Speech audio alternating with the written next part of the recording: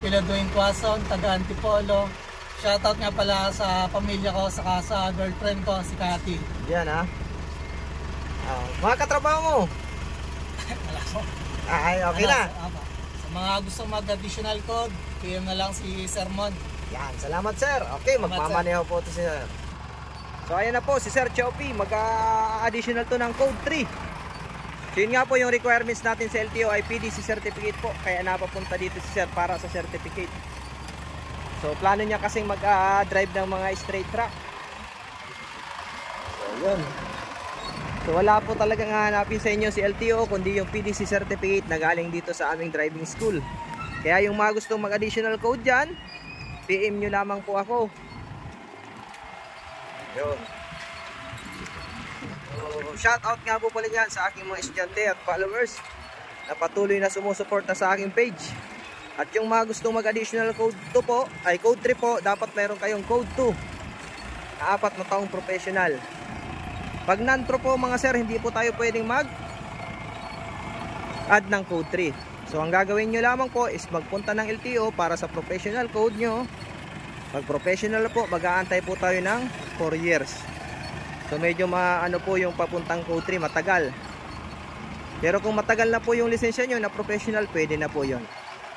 Kung mga gusto naman mag code 8, ayun naman yung unit namin sa code 8. Yan, estudyante ko, taga Cebu. Pinuntahan pa ako dito. Sa code 8 naman, dapat meron kayong 1, 2, 3 na lisensya.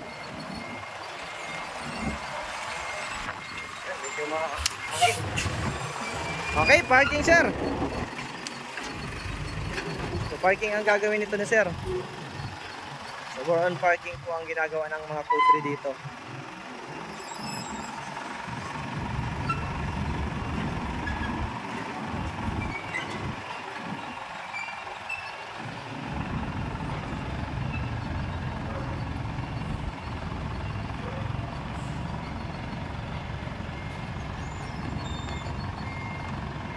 Yan.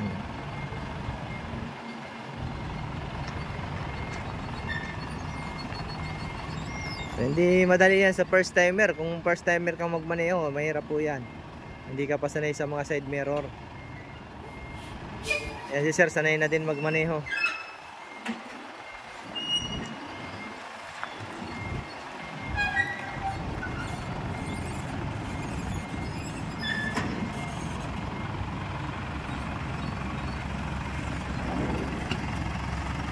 Hop, yan, pihit.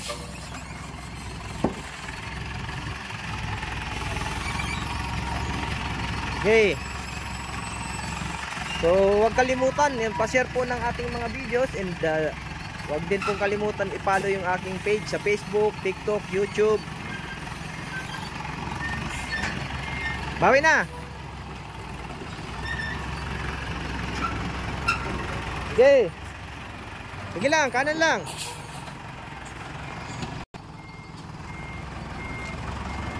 Up.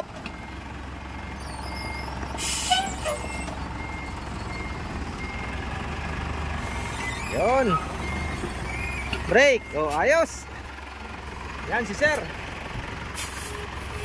Yan po yung mga gusto mga additional code 3 at code 8 PM lang po. Maraming salamat po. God bless po sa inyo lahat.